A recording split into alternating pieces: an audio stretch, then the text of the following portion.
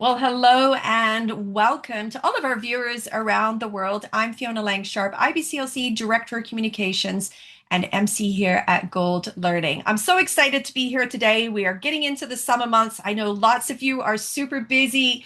Some of you have your children at home, or maybe they're going off to college, but wherever you are in the world, it is so good to have you in today to sit down and chat a little bit about our Gold Learning summer program, which is our Gold Learning Clinical Pumping Care from Flanges to Feeding Decisions. And I'm delighted to say that we have Tiara Caldwell, who is here with us today, who is going to be part of that 1 day program. It's going to be an excellent program, a great way to get back into some education, and of course, talking about pumping and flange fitting, bottle and breast, and all those things. It's kind of the juicy topics. And I know that there's been a lot of research that's been out there, some, clinical factors being updated as well. So we want to hear your voices. Come in for the day, come and join us. It's going to be live as well. And you can find out all the details on our Gold Learning website. So head over to goldlearning.com and you can check out our Summer Gold Learning Day program. Welcome to Tiara, though. She's going to be part of this program. It is so good to have you here today. Thank you, my friend. Hi, Fiona. Thank you. It's always a pleasure working with Gold, and I'm very excited for this clinical learning day. Yeah, absolutely. And I know your topic is titled From Gatekeeping to Guidance, Practical Strategies for Families Combining Breast and Bottle. And I know you're going to be taking this to a whole new level.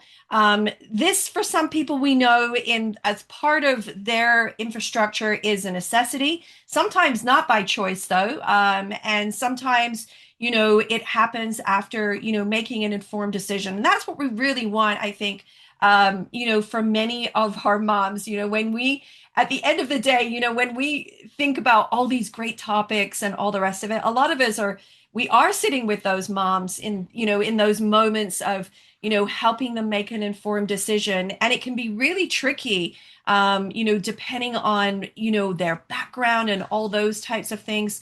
So tell me, I wanted to talk just briefly about the title because this really, it caught my attention. I know that we've talked about it in the past, but the title From Gatekeeping to Guidance is really thought provoking in a sense. And so, what inspired you to sort of create this particular presentation? And what does that phrase mean to you? But yes, the title was really important to me because I find that a lot of times as professionals, well, I'll start with clients. Clients come to us already in a vulnerable position, already sometimes afraid that, seeing a lactation professional that they will feel judged, based off of who we seem to be on the outside as far as what we may or may not consider as breastfeeding. So it was really important to me to get a title that grabs, everyone at first, and then also to really break down how we need to go from trying to make this goal be something that is oftentimes unattainable for a lot of families, but Right. something that we can work together as a team to help them reach what success is for them. Yeah, and I think we've had some, I think recently we've had some, peer-to-peer conversations about this and trying to figure out that nuanced behavior. Like when we say we're gonna meet, families where they're at, but it's not as simple as that. I feel like there's so many layers to it today. And we really need to show up in a way that we've never showed up before. This is not if you've already learned this in your in your training. I think things have changed, and you and I have Yes. both been around for a while, right? And Yes. knowing that there's some things happening that we need to address. So, tell me a little bit about why this conversation is so important.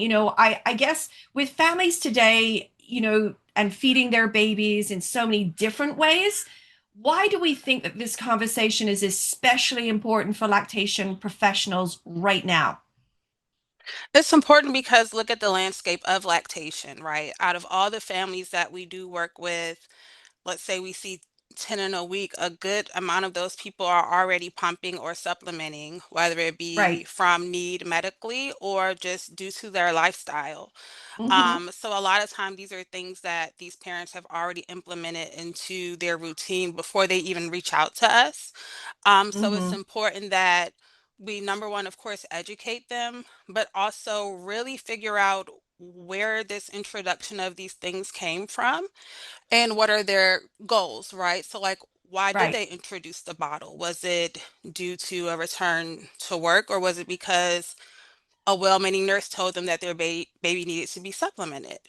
Like, we have to Hmm. start with figuring out why these things are introduced. We need to understand what their preferred outcome is, and then we need to help Right. them find a middle ground for success that works for both them and the baby. Yeah, absolutely. And it's very interesting because I think that again, that behavior can be so nuanced. Mm-hmm. Sometimes when we see clients, they are maybe on their last their last hope, a lot of the time, or they've been working at it for a while. We come into the picture and something that they perhaps, how they talk themselves into believing one thing, but they truly wanted something else, Yes. and Yes. there's sort of an unraveling with us because we ask the questions. We start to ask, what is it that you want, and Yes. sometimes it's never been asked, up until that point.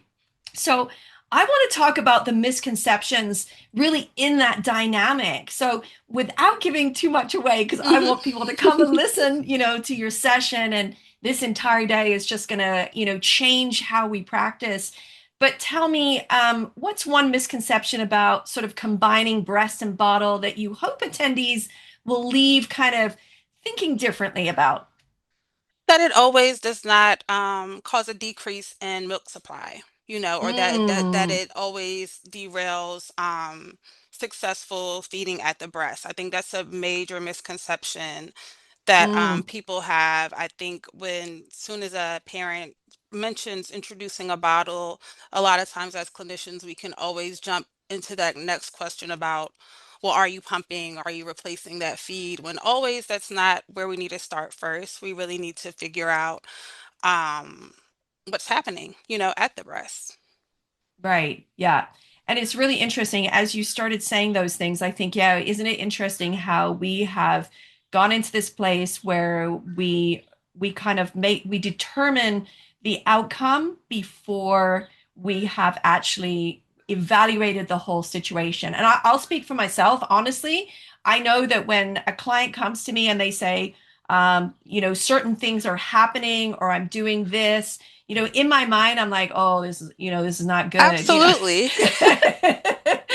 Soon as we see the intake form, you review it and you're just, you go in and you already have an idea of what direction you think this is going to go Yeah. into. And I want us to be able to still hold on to those clinical skills because it's important to our work and being able to critically think and figure out what's going on for our clients.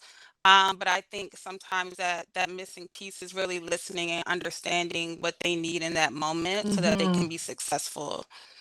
Yeah. And again, it's sort of going deeper with the client. And I hope that you speak to this. I'm gonna ask you to speak to it, I guess. But but when our time is limited, because this is the other part of the conversation. A lot of the things we got so much to cover. For some people, it isn't a home visit, it's a in-hospital visit or it's a clinic Yes. visit. Yes. So time is limited. And sometimes families want to focus on different things, but yet we know we want to talk about certain aspects Yes. because we bring our critical Mm-hmm. thinking, our clinical skills. So I hope that we'll talk a little bit about that during our time too. Is that something where we can pop in? Absolutely. So that's definitely going to be a piece of our the acting piece after we kind of assess and then before we kind of respond or adjust whatever plan we're giving then we really Love need to it. take that moment to pause and figure out, okay, what does this mom need right at this moment and how can I still provide information that they may need further down the line but not too much that it can derail what they're Hmm. doing right now. Yeah, absolutely. What I really like about your presentation is that it challenges our sort of, where we're at. I think this presentation is going to lean into no matter where you are in practice, whether you're new, whether you've been around for Mm-hmm. a while, this is really kind of, that core element of, looking at, those aspects, how we can improve, how we can change outcomes. But tell me, as we wrap things up here today, we could talk all day about this, I know. But what are you hoping that people will take away, or sort of, what are you hoping that they'll leave with in a practical sense from this session, from your presentation? There's two main things that I want to drive home. The first one is that a lot of this work, especially when it goes into assessment and care planning, starts with us as the clinician and us Hmm. just addressing our own biases or what we feel success looks like for breastfeeding parents.